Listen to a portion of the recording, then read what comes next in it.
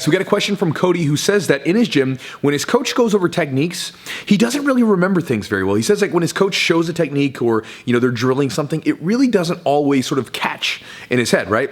But when he rolls with people and they use a technique against him, right? They maybe catch him in an armbar. Afterwards, when they show him the armbar defense or the counter, instantly that technique is seared into his memory bank, right? He remembers that stuff. And so he's wondering, why is that? Why is it that I don't remember these moves, but I remember the moves that are used against me and then the defenses to them? So brother, thank you for the question. And I think this is a pretty simple thing. You've got a couple things going on. One is that a lot of times humans are sort of reactionary, right? We start to react once something's happening, right? And then, not always, I'm generalizing here. And then you also have the situation where problem solving is present, right? Like we like to problem solve as humans, and also jiu-jitsu a lot of times gets used, the analogy gets used that it's advanced problem solving. So the reaction part, right? A lot of times I think you can probably maybe think in your own life where maybe your parents, your grandparents, an older brother, someone with more experience than you told you, Cody, don't do that. Or Cody, get away from there. Cody, something bad is gonna happen if you do this. And like maybe your mom told you, hey, Cody, don't touch the hot stove. It'll burn your hand. And then, a lot of times it's just people. We gotta feel it, right? We gotta experience it. So you go, is it really hot? Is it really gonna burn? Let me touch it, right? You have to kind of experience it for yourself. I know that for me, like in my jiu-jitsu, just to share like a quick story with you, when I was a white belt, I wanted nothing to do with guard. And obviously I've talked about this before.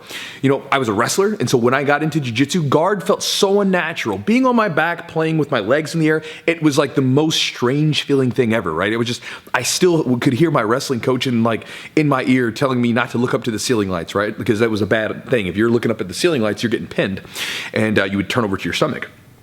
And so, it just felt so unnatural. And then I remember my jiu-jitsu coach telling me, like, look, bro, someday you're going to go against a wrestler who's better than you. You're going to go up against a jiu-jitsu guy that's going to sweep you. You're going to find yourself on your back at some point. You need to get comfortable doing it. Work on the guard. But again, when he would show guard techniques, I wouldn't remember them. I didn't really have a reason to because I could out-wrestle most of the people in my academy at the time. And then my very first tournament, in the finals, I went against a guy who was a better wrestler than me. He put me on my back and submitted me like in 2 seconds because on my back I was just like a turtle, right? Just flopping around there. I had nothing for him. Submitted me real quick. And I remember that tournament, while I wasn't full board for I wasn't full in for the guard thing yet, it kind of like set in motion that process, right? It kind of created a crack in my resolve to not do guard. And so it kind of got me thinking, hey man, I've got a problem here. This guy put me on my back and I had nothing for him. Maybe my coach was right. So I had a problem, and then I had to figure out a solution. I had to solve it, right?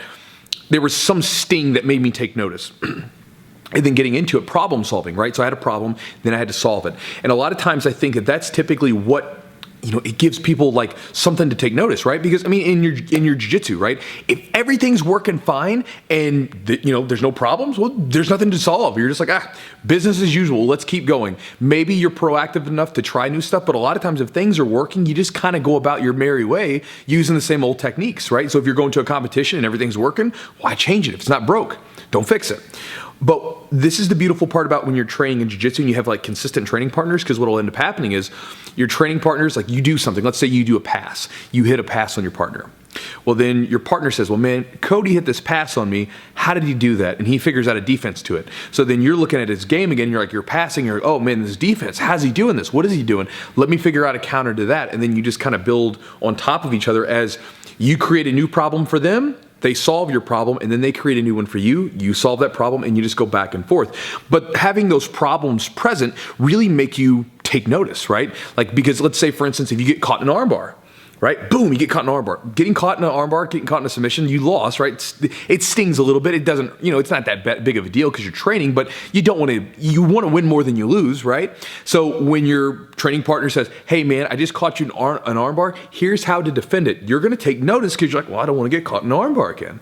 So I think that's what you're really working on, because again, people are a lot of times reactionary, not always, but think about people with their health. A lot of times people don't give two shits about their health until they're really sick. That's when they're really worried about it, right? People are very reactionary at times, and so when something happens that makes you react, you take more notice of it, right? And then the problem-solving sort of thing going on there.